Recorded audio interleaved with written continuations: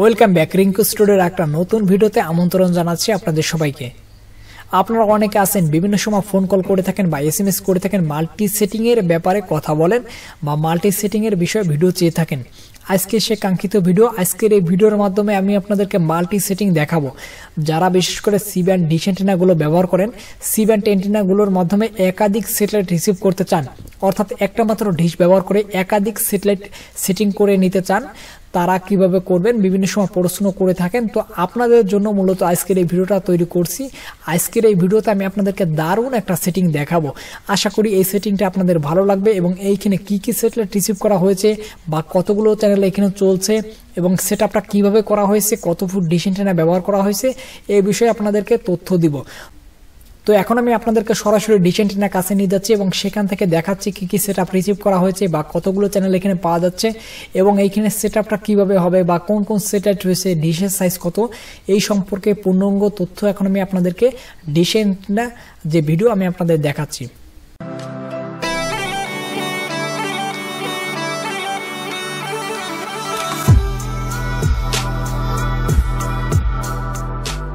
এখানে দেখতে পাচ্ছেন আপনারা চারটা সেটআপ করা হয়েছে। চারটা সেটআপ কি কি করা হয়েছে সেটি এখন আমি আপনাদের দেখাচ্ছি। দেখতে পাচ্ছেন শুরুতে যে ছোট এলএনবিটা রয়েছে এটি হচ্ছে আপনার 93 ডিগ্রি, যেটা ভারতীয় স্যাটেলাইট ডিডি ফিডিশ নামে অনেকে চেনেন। তো এই সেটআপটা এখানে করা হয়েছে। আর এখানে আমি পলিথিন দিয়ে ঢেকে দিচ্ছি, কারণ এখানে বৃষ্টির সময় পানির প্রবলেম হয় বা এখানে দেখা যাচ্ছে কুয়াশা পড়ে, তো এই জন্য ঢেকে দেওয়া হয়েছে মূলত। আর পরে খোলা হয়নি, এই জন্য কিন্তু এভাবে রয়েছে। তো এর সাইডে যদি আমি এখানে একটা অতিরিক্ত সি ব্যান্ড এলএনবি ব্যবহার করি, মানে বাম পাশে, সেক্ষেত্রে কিন্তু 100 ডিগ্রি রিসিভ করা সম্ভব, একদম মিশিয়ে 100 ডিগ্রি কিন্তু এখানে রিসিভ করা সম্ভব।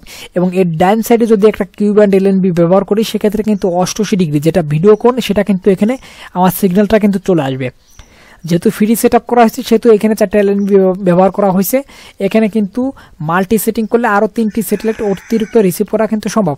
আর এখানে দেখতে পাচ্ছেন পরে যে স্যাটেলাইটের মানে রিসিভ করা হয়েছে এটা হচ্ছে 105 ডিগ্রি, যেটা এশিয়া সেট 7 নামে পরিচিত।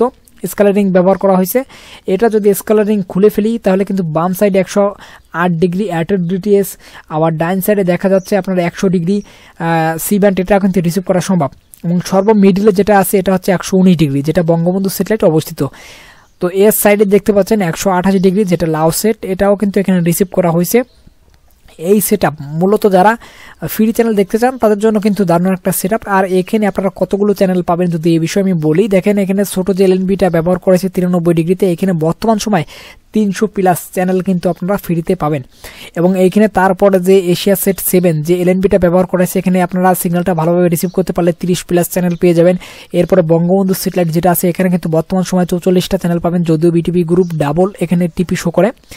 আর এখানে তার পাশে যে লাউ সেট আছে, যদিও এখানে চ্যানেলগুলো আপ ডাউনে বসে থাকে, 8000 ভিতর থাকে, তারপর কিন্তু 7 থেকে 10টা ভালো মানের কিছু চ্যানেল কিন্তু এখানে পাবেন।